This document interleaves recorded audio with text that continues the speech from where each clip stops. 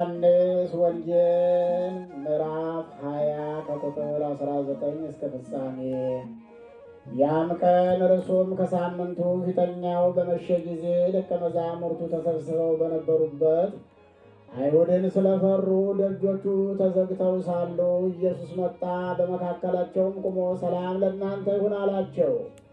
ይህንም ብሎ እጆቹንም ጎኑንም አሳያቸው። ደቀ መዛሙርቱም ጌታን ባዩ ጊዜ ደስ አላቸው። ጌታ ኢየሱስም ዳግመኛ ሰላም ለእናንተ ይሁን፣ አብ እንደላከኝ እኔ ደግሞ እልካችኋለሁ አላቸው። ይህንም ብሎ እፍ አለባቸውና መንፈስ ቅዱስን ተቀበሉ።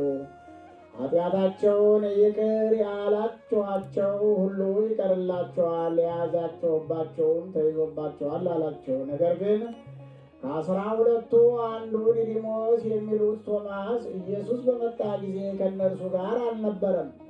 ሌሎችም ደቀ መዛሙርት ጌታን አይተነዋል አሉት። እርሱ ግን የተቸነከሩትን የችንካሩን ምልክት በእጆቼ ካላየው፣ ጣቴንም በችንካሩ ምልክት ካላገባው፣ እጄንም በጎኑ ካላገባው አላምንም አላቸው። ከስምንት ቀንም በኋላ ደቀ መዛሙርቱ ደግመው በውስጥ ነበሩ። ቶማስም ከእነርሱ ጋር ነበረ። ደጆቹ ተዘግተው ሳሉ ኢየሱስ መጣ፣ በመካከላቸውም ቆሞ ሰላም ለእናንተ ይሁን አላቸው። ከዚህም በኋላ ቶማስን ጣትህን ወደዚህ አምጣና እጆቼን እይ፣ እጄንም አምጣና በጎኔ አግባው፣ ያመንህ እንጂ ያላመንህ አትሁን አለው። ቶማስም ጌታዬ አምላኬ ብሎ መለሰለት። ኢየሱስም ስላየኸኝ አምነሃል፣ ሳያዩ የሚያምኑ ብፁዓን ናቸው አለው። ኢየሱስም በዚህ መጽሐፍ ያልተጻፈ ሌላ ብዙ ምልክት በደቀ መዛሙርቱ ፊት አደረገ።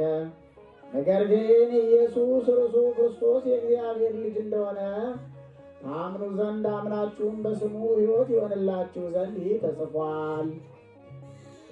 በወልድ ያመነ